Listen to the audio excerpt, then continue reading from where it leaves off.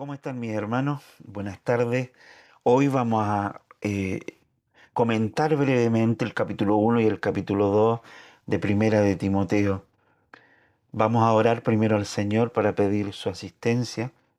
Gracias, Señor, por este tiempo que nos da de tomarnos unos momentos y de poder estudiar brevemente estos capítulos de Primera de Timoteo. Señor, no confiamos en nuestras habilidades ni en nuestras capacidades. Por eso pedimos la asistencia de tu Espíritu, para que nos ayude a entender tu palabra y, más importante aún, poder traerla a nuestra propia vida y obedecerla. Lo pedimos a ti en el nombre de Jesús. Amén. Bien, son dos capítulos, por lo que generalmente estoy dividiendo los capítulos en preguntas para que sea más fácil, asumiendo, mis hermanos, que ustedes ya han leído el capítulo 1 y el capítulo 2. Así que yo no voy a leer todos los capítulos, simplemente voy a tratar de responder algunas preguntas que me han hecho y otras que nacen propiamente del texto. Así que vamos a comenzar. Tengo mi Biblia aquí. En 1 Timoteo capítulo 1, la primera pregunta que surge es ¿quién es Timoteo? Esto es interesante porque esta carta, bueno, que es llamada, estas son las epístolas pastorales, las cartas pastorales, y sobre todo Timoteo es una carta muy personal, igual que la de Tito. Es una carta enviada a un hombre llamado Tito, un joven llamado Tito. Y a pesar de que tiene un carácter personal, sabemos que Pablo tenía, la intención de Pablo es que esta carta no solo la leyera Timoteo, sino que la leyeran todas las demás congregaciones. En estas cartas pastorales, y sobre todo en primera y segunda de Timoteo, Pablo establece puntos muy importantes en cuanto a la doctrina del Evangelio. Habla a los amos, a los esclavos, a los ricos, a los pobres. Habla acerca del gobierno de la iglesia, cómo debe ser el gobierno de la iglesia en cuanto a sus oficiales, a sus oficios, cuáles son las responsabilidades de los ancianos, cómo deben ser elegidos, qué características deben cumplir para ejercer este ministerio. Habla de la disciplina, habla acerca de cómo tiene que ser el orden del culto en la congregación y de cómo debe ser la adoración cuando la iglesia se reúne. Así que ah, Pablo escribe esta carta al joven Timoteo, que Timoteo eh, provenía de una ciudad que se llamaba Listra. Listra era una colonia romana en la provincia de Galacia. Y Timoteo era hijo de un gentil y su mamá era judía. Así que podemos decir que Timoteo era judío, pero era judío gentil. Y esta es la razón del por qué Pablo más tarde tiene que circuncidar a Timoteo para que los demás judíos no generen problemas acerca de lo que Pablo está haciendo al llevar a Timoteo a sus viajes misioneros. Eh, Cuando Pablo regresó de su primer viaje misionero, eh, va a su segundo viaje misionero y regresa a Listra, una ciudad donde ya él había estado y presuponemos que en el primer viaje misionero de Pablo, cuando él estuvo por primera vez en Listra, uno de los tantos convertidos fue este joven llamado Timoteo. Pero en su segundo viaje, cuando Pablo vuelve a visitar Listra, un grupo de hermanos maduros en la fe le señalan a Pablo todas las características espirituales que sobresalen en este joven llamado Timoteo y que ellos reconocen como un hombre de Dios que debiera estar sirviendo al Señor. Así que Pablo toma a Timoteo en esta segunda oportunidad que está en Listra, que es el segundo viaje misionero, y se lleva a Timoteo en su viaje.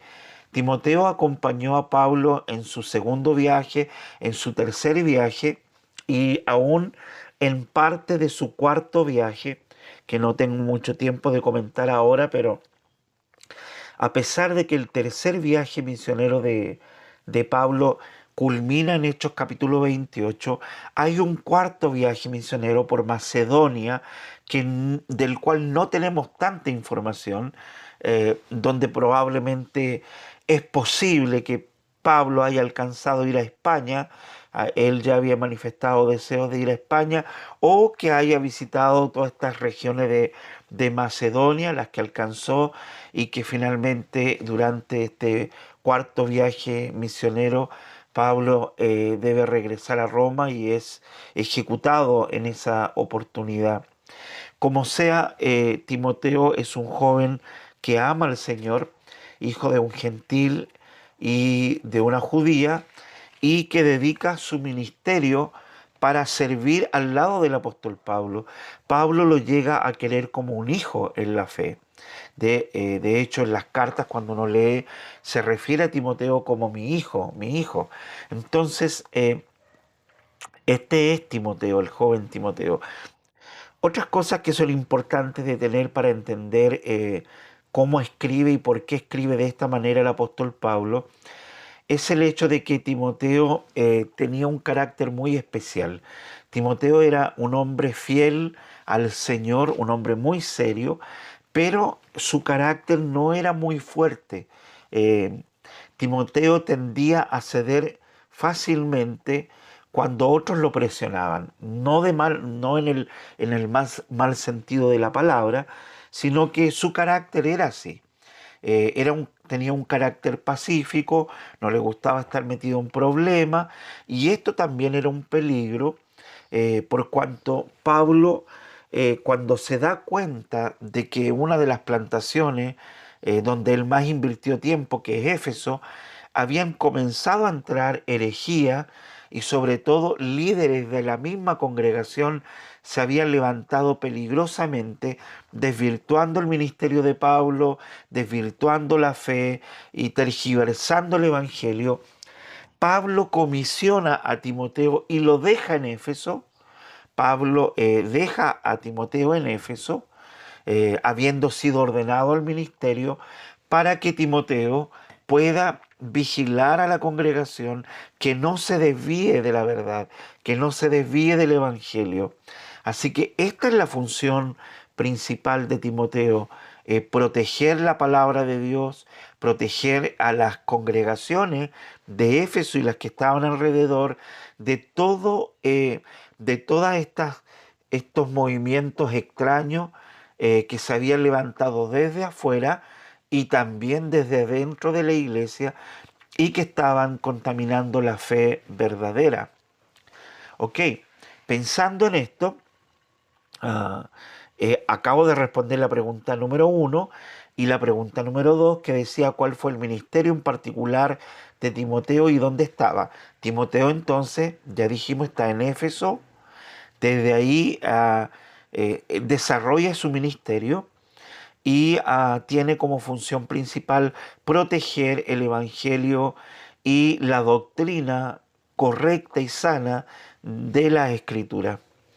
Am, Luego Pablo en el versículo 3 dice: tal como te rogué al salir para Macedonia, que te quedaras en Éfeso, para que instruyeras a algunos que no enseñan doctrina, que no enseñaran doctrinas extrañas, ni prestaran atención a mitos y genealogía interminable.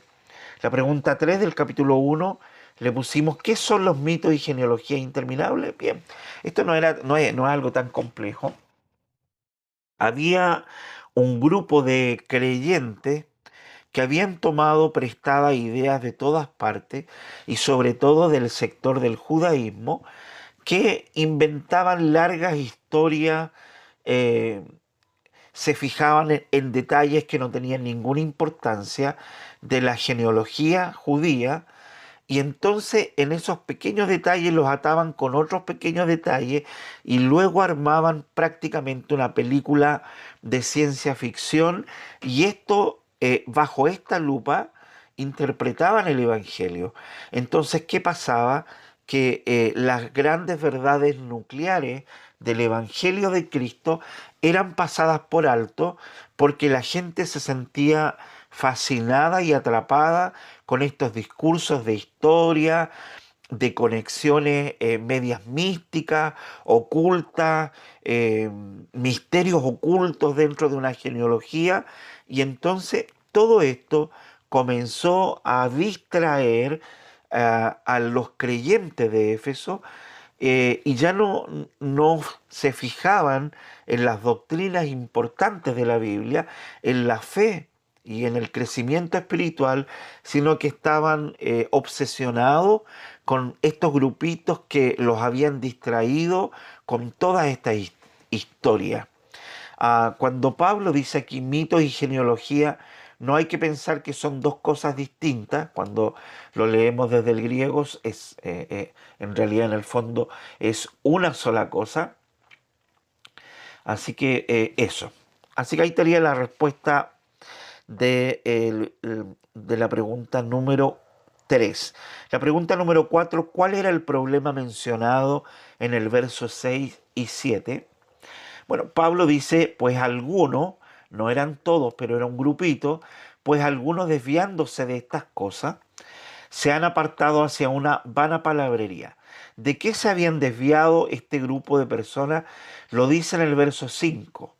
Se habían desviado del verdadero propósito de la ley, que es el amor, nacido de un corazón puro, de una buena conciencia y de una fe sincera.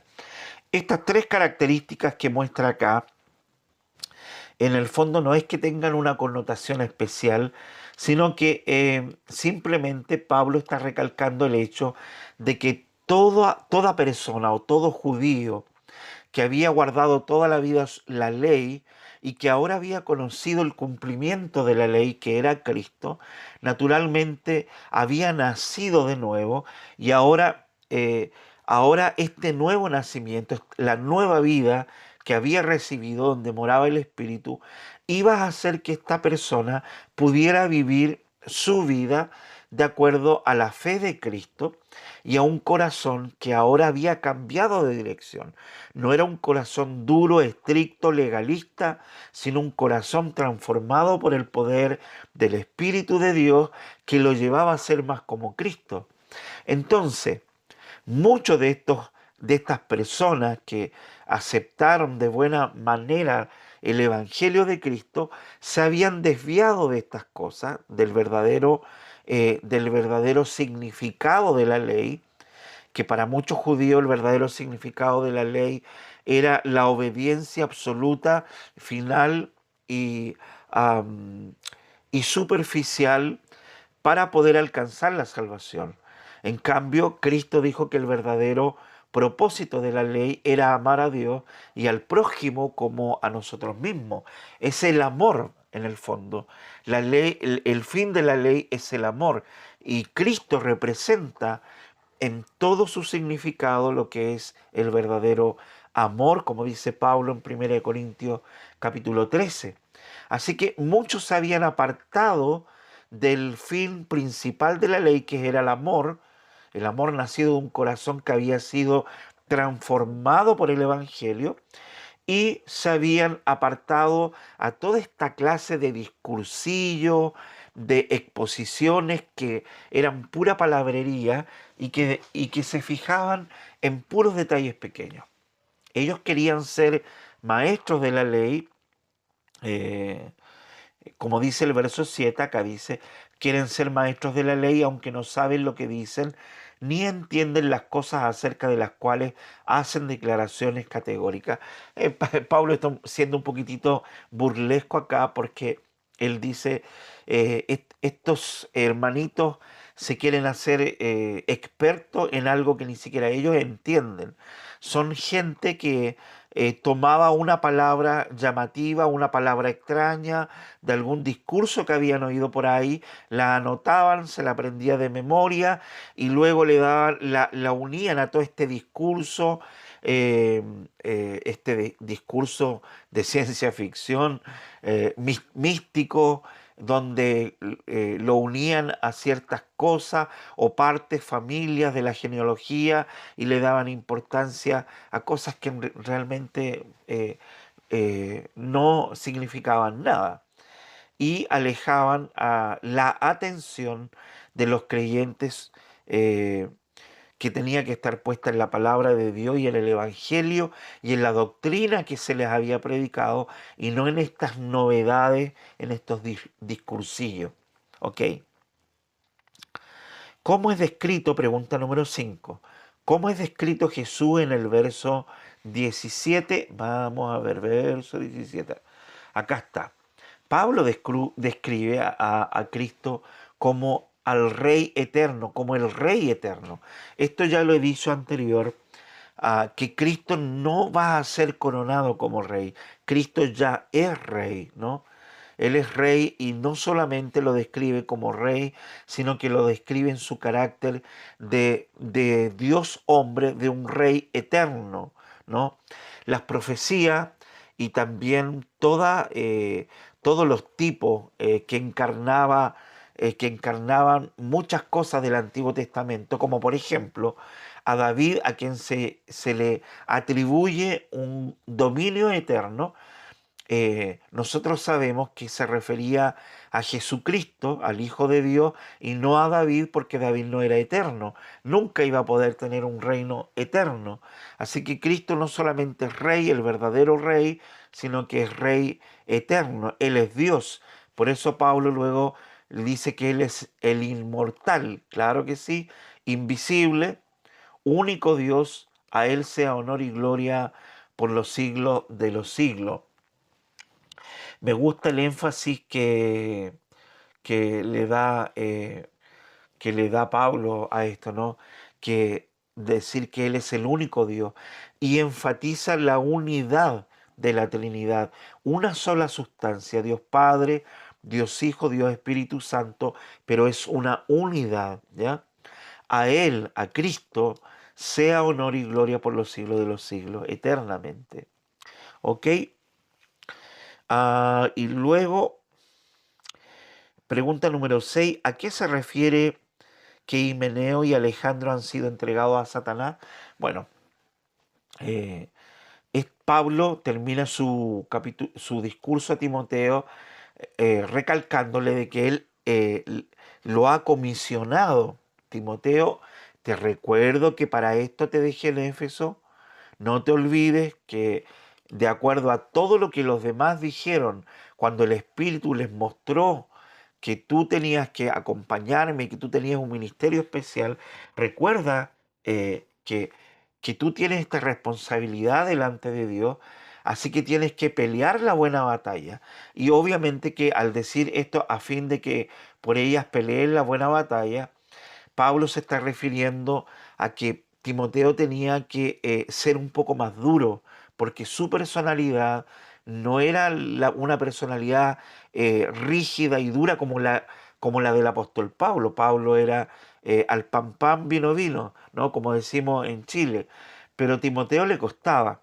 Así que Pablo le da ánimo para que tenga valentía, coraje, para poder enfrentar a quienes están oponiéndose o tergiversando el Evangelio de Cristo, a fin de que por ellas peleen la buena batalla, guardando la fe y una buena conciencia, que algunos han rechazado y naufragaron tocando la fe. No te olvides, Timoteo, hay muchos creyentes que han abandonado, que se han dado por vencidos, que han fallado en guardar la fe real, entre los cuales están Himeneo y Alejandro, a quienes he entregado a Satanás para que aprendan a no blasfemar. Aquí tenemos que tener cuidado porque no, Pablo no está diciendo que se ha desligado de estos dos hermanos, sino que los ha entregado, y a eso se refiere que los ha entregado a Satanás, se refiere que los ha entregado a la disciplina de Dios, eh, puesta en manos del gobierno de la iglesia. Es decir, estos dos hombres han sido entregados para ser disciplinados, podrían haber sido disciplinados. de muchas maneras, hasta la expulsión, para que ellos recapacitaran y se arrepintieran y fueran restituidos. No sabemos cuál es la disciplina que aplicaron, pero básicamente a esto se refiere el apóstol Pablo allí en este versículo. Bien, nos vamos al capítulo 2 y la primera pregunta dice del capítulo 2 dice, ¿por qué dos grupos generales deben orar? ¿Por qué dos grupos generales debe orar la iglesia? Bien, Pablo exhorta a Timoteo a que se debe orar y hacer plegarias, oraciones, peticiones y acciones de gracia. ¿Por quiénes? Por todos los hombres. Es decir, no solamente la iglesia tiene la responsabilidad de orar por los hermanos, sino que hemos sido llamados a orar por todos los hombres, por aquellas personas que nosotros conocemos en nuestro contexto, ya en Chile, en Guatemala, en el contexto que usted esté.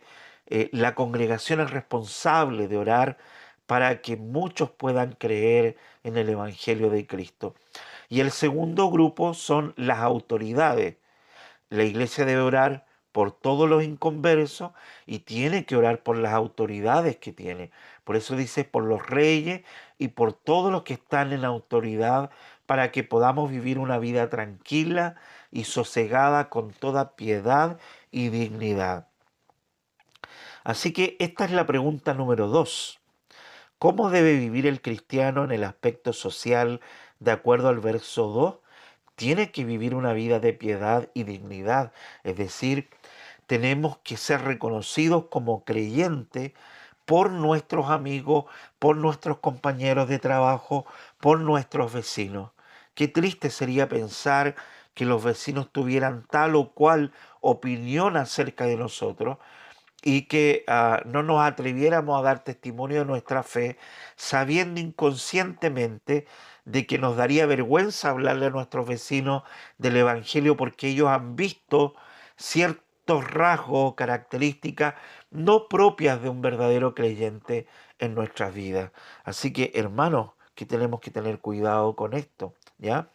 Eh, Debemos vivir de esta manera, como lo menciona en el versículo 2. Pregunta número 3. ¿A qué se refiere el verso 4 cuando dice que Dios quiere que todos los hombres sean salvos? ¿Se elimina la elección soberana de Dios con esto? Esto es en el verso 4, veamos. Bueno, leo del 3 porque esto es bueno y agradable delante de Dios nuestro Salvador, el cual quiere que todos los hombres sean salvos y vengan al pleno conocimiento de la verdad. Ya. Esto ha traído mucha confusión porque alguien podría malinterpretar esta palabra, todos, que todos los hombres, eh, que todos los hombres sean salvos. Y lo que Pablo está queriendo decir es literalmente que el anhelo de Dios o su buena voluntad es que nadie vaya al infierno y es que nadie se pierda en la eternidad. Este es esto se desprende del carácter, de la bondad de Dios para con todo. No es que Dios desee la destrucción del impío. Dios no desea la muerte de aquellos que se han rebelado contra ellos, hermanos. Tenemos que tener cuidado con eso. Dios quiere, anhela su corazón, su naturaleza, en su naturaleza, no está el hecho natural de pensar, quiero que todos se vayan al infierno, los que se han rebelado contra mí. No, él quiere que todos los hombres sean salvos. eh, Tiene esta doble connotación. Primero, que si bien es cierto, en el decreto, en la voluntad soberana de Dios, Él ha decretado y ha escogido un pueblo para sí, en su naturaleza, porque Dios es un Dios de amor. Dios no desea, Dios no busca la muerte del impío, ni busca desde un inicio que alguien se vaya al infierno. Eso no es así. Él ama su creación. Sin embargo, en su voluntad divina, Él se ha determinado para sí mismo escoger un pueblo para Él, para la gloria de su nombre, que es un pueblo determinado. Por eso hablamos de la elección soberana de Dios. Y lo otro, en su otra dimensión, Pablo también se puede estar refiriendo al hecho de que en la voluntad de Dios, recuerden que el problema que está enfrentando Pablo, 1 Timoteo 1 y 2, son estos grupos que han mezclado el judaísmo con el misticismo. Entonces Pablo, cuando dice el cual quiere que todos los hombres, lo que está enfatizando es que la salvación no pertenece solo a los judíos, sino a todas las naciones, de toda tribu, de toda lengua, de toda nación. Lo mismo dice en Tito, ¿no es cierto? Capítulo 2, eh, que la gracia de Dios se ha manifestado para salvación a todos los hombres, no en el sentido de la voluntad decretiva de Dios, sino en el sentido de la exposición del Evangelio. El Evangelio ha sido expuesto y ha de alcanzar a las personas de todas las razas, de todos los tiempos, de todas las naciones, y no solo a un grupo en especial, como los judíos. A eso se refiere el versículo 4, así que no es que esté echando abajo la elección soberana, el cual quiere que todos los hombres sean salvos y vengan al pleno conocimiento de la verdad. Yo agregaría una tercera dimensión respecto a esto, a pesar de que no podemos hacer un desglose eh, exegético en estos momentos, pero también la palabra todo, en este sentido, que Pablo usa muchas veces referente a la salvación, tiene que ver con la plenitud del pueblo que Dios ha escogido desde antes de la fundación del mundo. Recuerden que Él ha dicho en 2 Corintios que tenemos que amar a nuestra esposa, así como Cristo amó y se entregó a sí mismo por su iglesia. Es decir, eh, cuando armamos una doctrina no la podemos armar de un texto de la Biblia, sino del carácter general de toda la Escritura. Y cuando analizamos el Nuevo Testamento, el Antiguo Testamento, vemos que Dios tiene en mente un pueblo en especial, que es su iglesia, y más en el Nuevo Testamento vemos que siempre se refiere a esta plenitud de personas de todos los tiempos, de todas las razas, que han de ser incorporados en la plenitud de este concepto de totalidad de todo, iglesia, y el verdadero Israel de Dios, etcétera. Ok, estoy viendo mi celular, las preguntas, mi hermano. A ver, ¿dónde estamos? A ver, pregunta número 4. ¿Qué quiere decir el verso 6 cuando dice que Cristo se dio en rescate por todo? Entonces, ¿todos serán salvos? Versículo 6. Quien se dio a sí mismo en rescate por todo. Claro, aquí nuevamente tenemos lo mismo que acabo de mencionar. No se refiere que se haya dado un rescate por toda la humanidad, porque eso sería universalismo, y si nosotros lo interpretamos literal, entonces tendríamos que aceptar de que toda la humanidad va a ser salva, porque efectivamente Cristo murió por todo en la cruz. Así que, ¿qué es lo que impediría de que todos fueran salvos? Sin embargo, cuando Pablo dice que se dio un rescate por todo, él está pensando en la plenitud de la iglesia, en aquellos por los cuales Cristo murió y se dio para rescatar.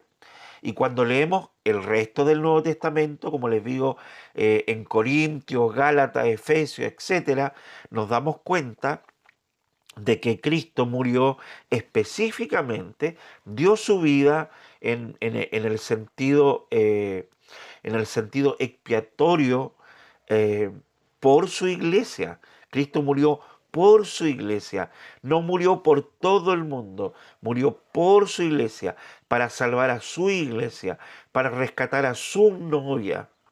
Él vino desde la eternidad por su amada, por su novia, a quien Él escogió antes de la fundación del mundo.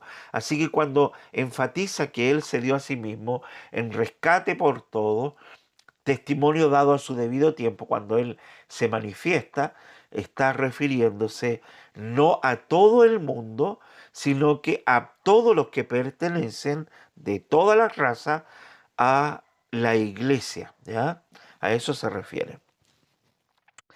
Esto es la pregunta 6. Pregunta 5. ¿Solo los hombres pueden orar? ¿Está bien levantar las manos para orar? Ok, y esto lo sacamos, no lo puse ahí, lo sacamos de dónde. Bueno, después que Pablo termina de decir esto, el versículo 8 dice, por tanto, quiero que en todo lugar los hombres oren levantando manos santas, sin ira ni discusiones. ¿Ya? ¿Por qué enfatiza la palabra hombre? ¿Ya? Él enfatiza la responsabilidad. Recuerden que acabo de decir al inicio de este día a día que dentro de los temas fundamentales de primera y segunda de Timoteo está el establecer las normas de gobierno de la iglesia.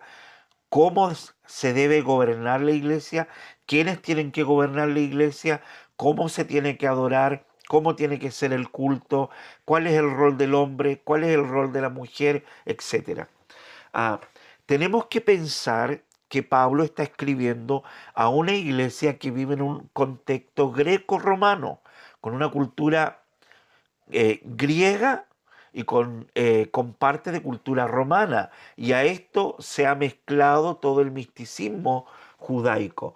Entonces, los roles que en otras congregaciones estaban claros, no estaban tan claros en esta congregación de Éfeso, y lo vemos en la historia que ellos cometieron muchos errores.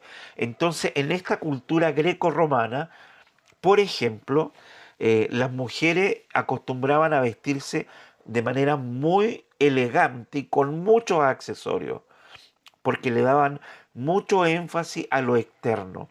Lo otro es que no habían roles como muy separados entre el hombre y la mujer por la cultura, dada la cultura en la que se vivía. Así que todo esto eh, era un peligro que podía minar la fe y los mandamientos dados por el Señor a Pablo para poder plantar la iglesia y para que las iglesias se gobernaran. Los hombres habían perdido de alguna manera el rol que les correspondía, y las mujeres habían tomado un protagonismo que no debían tomar. Entonces, Pablo le recuerda esto a Timoteo, que él debe frenar todo esto, y por eso es que enfatiza la idea de los hombres, pero no hay que malinterpretar, porque tenemos que interpretar de acuerdo al contexto en el que Pablo escribe. Pablo no le está escribiendo a la iglesia del 2025, le está escribiendo a la iglesia de Éfeso y a sus alrededores, específicamente a los de Éfeso, por los problemas que habían en esa congregación. Falta de roles definidos, falta de orden, etcétera. Entonces, por eso Pablo enfatiza, quiero que en todo lugar los hombres oren levantando manos santas. Eh, Hermanos, cuando leemos Primera y Segunda de Corintios, ustedes recordarán que Pablo menciona que las mujeres también participan en el culto, también pueden orar. Entonces sería una contradicción pensando que lo que Pablo está diciendo ahora es que las mujeres no pueden orar. Entonces, ¿solo los hombres pueden orar en la congregación o en el culto? Nuestra respuesta o mi respuesta desde nuestra perspectiva es no. Las hermanas también pueden hacerlo. Pero como dice Pablo, que todo se haga en orden.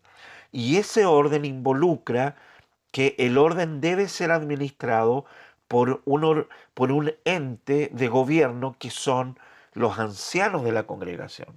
¿Ya? Ahora, dice, la otra pregunta era, ¿solo los hombres pueden orar? Ya respondí, no, las hermanas también. Y luego, ¿está bien levantar las manos para orar? Claro que sí, hermanos, claro que está bien levantar las manos para orar.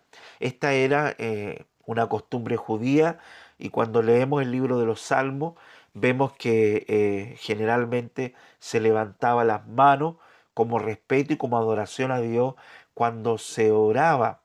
Nada más que Pablo enfatiza en que todos estos actos de adoración tienen que ser hechos desde un corazón sincero y desde un corazón piadoso, y no que levante las manos solo para que otros lo vean que la está levantando, pero sigue viviendo en la impiedad y en la injusticia de la carne.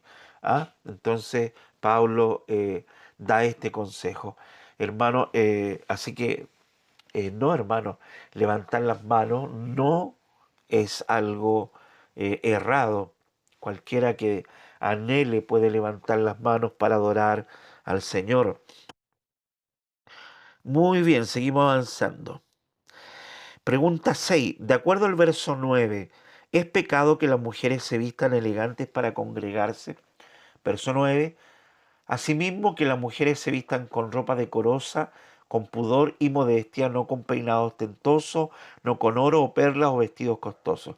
Ok, la respuesta es no. No es pecado que alguna hermana que pueda vestirse con una ropa elegante vaya a una iglesia y entonces nadie puede apuntarle y decir la hermana está en pecado porque se puso un aro, se puso una joya, se puso un vestido muy lindo, es pecado. No.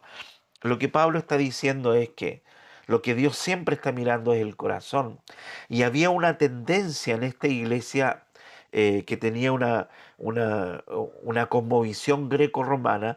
Estaba esta tendencia a darle mucho énfasis a lo superficial, a lo externo y no a lo interno. Así que Pablo está diciendo, en otras palabras, es que eh, tanto los hombres como las mujeres deben guardarse para el Señor, deben ejecutar el rol que Dios les ha dado, y que las hermanas deben tener cuidado de su corazón, y eso involucra un cuidado en cómo hablaban, cómo se comportaban, cómo actuaban en el culto, cómo se vestían, porque pudiera ser que lo de afuera no tuviera nada que ver con lo que había dentro.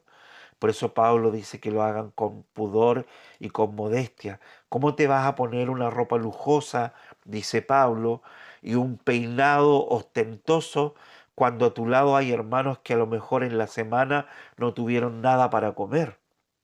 Entonces hay una contradicción con la fe y el amor. ¿Recuerdan que anterior Pablo ha dicho en el capítulo 1, ha dado énfasis a que el cumplimiento de la ley es el amor nacido de un corazón puro? Entonces, todas estas actitudes no tenían nada que ver con cumplir la verdadera ley de Dios, que demandaba un compromiso con Él de corazón y también con el prójimo. Así que esa sería la respuesta.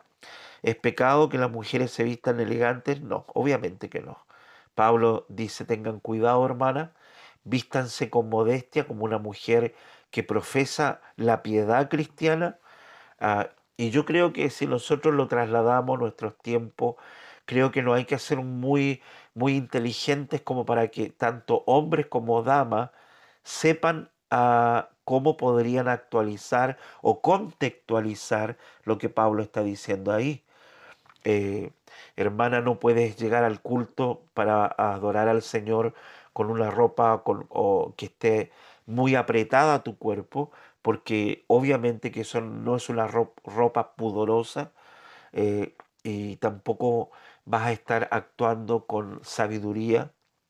Entonces, yo creo que cada uno entiende perfectamente cómo podríamos contextualizar ese versículo. Ah, ok.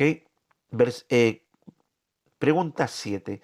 ¿A qué se refiere cuando dice que la mujer debe aprender en silencio con toda obediencia en el verso 11?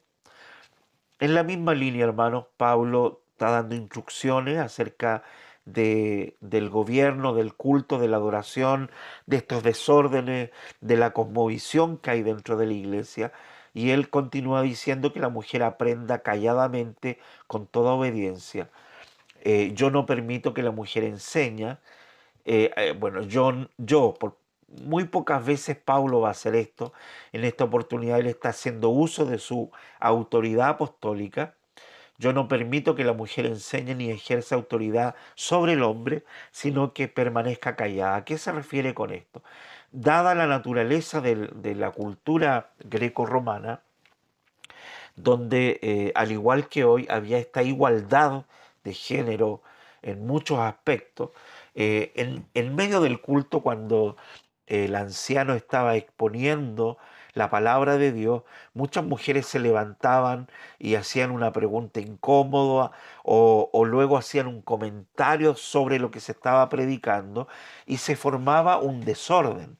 Y Pablo dice, no, esto tiene que terminar, porque el orden natural de la iglesia es que quien enseñe la palabra de Dios sean los presbíteros, los maestros, a quienes Dios ha encargado la predicación y la exhortación y la enseñanza de la palabra de Dios. Cuando el ministro hable, los demás tienen que callar y escuchar y aprender. Entonces, eh, dentro de este contexto de esta iglesia, Pablo dice que la mujer aprenda calladamente. No podemos, mire qué interesante, no podemos trasladar ese versículo 11 y 12, no los podemos trasladar en su contexto histórico hasta nuestros días. Podemos contextualizar, que no es lo mismo, pero no podemos pensar, si una mujer habla en la iglesia, está pecando. O si una mujer enseña de alguna manera, en alguna parte, es una mujer pecadora, porque no es el espíritu del contexto de lo que Pablo está diciendo. Para poner en orden, ¿qué es lo que está diciendo? Pablo está diciendo que en el desarrollo del culto, cuando se congregan, tanto los varones, no solamente las mujeres, tanto los varones como las damas, tienen que escuchar lo que se está exponiendo, aprender en silencio, con toda obediencia. Con toda obediencia es general para mujeres y varones, es decir, tienen que escuchar el mensaje sometiéndose a sus autoridades, es decir, a sus presbíteros, a sus ancianos. La mujer no tiene autorizada la enseñanza congregacional porque es algo que Dios ha comisionado desde el Antiguo Testamento al varón, que es el representante que representa la cabeza, que es Cristo mismo. ¿Ya? Así que él representa esta autoridad, como es por eso es que Pablo luego habla de Adán y Eva, porque es la misma relación. Eran iguales delante de Dios, pero con roles distintos.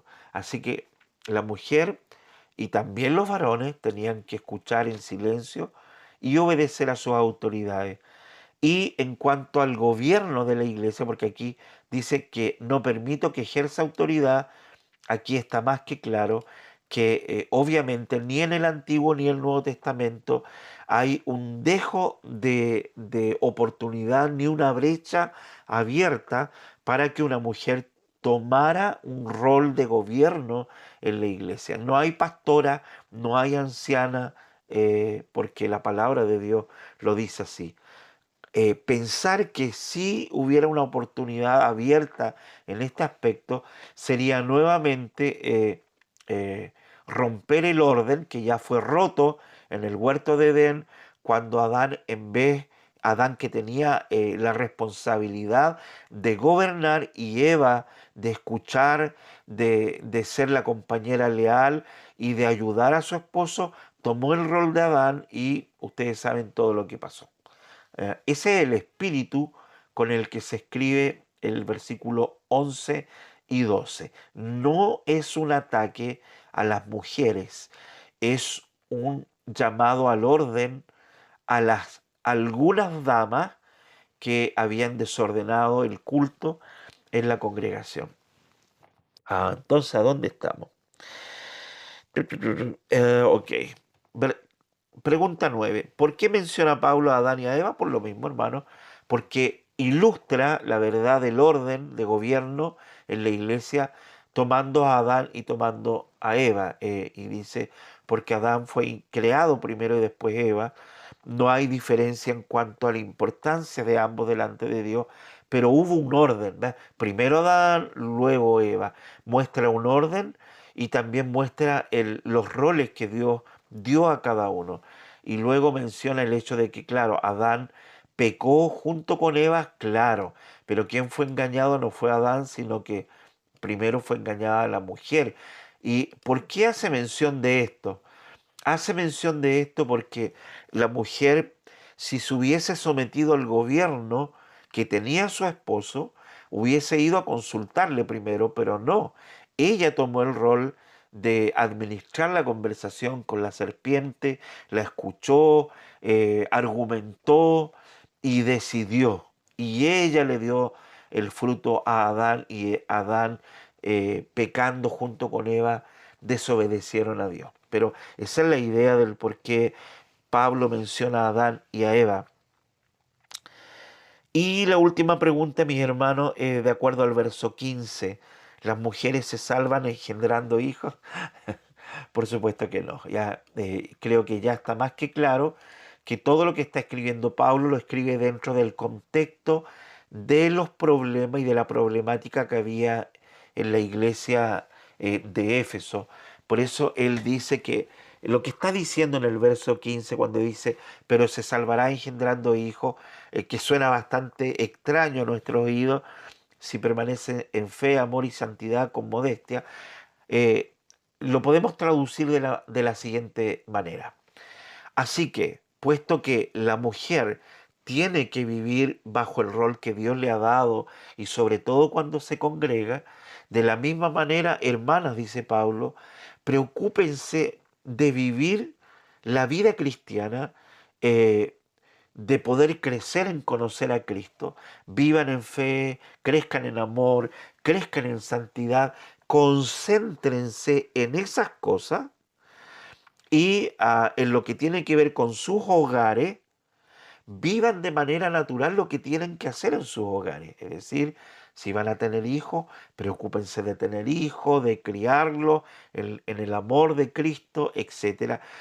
Pero no se entromezcan en algo, en un rol que Dios no les ha dado, para que ordenemos todo, dice Pablo.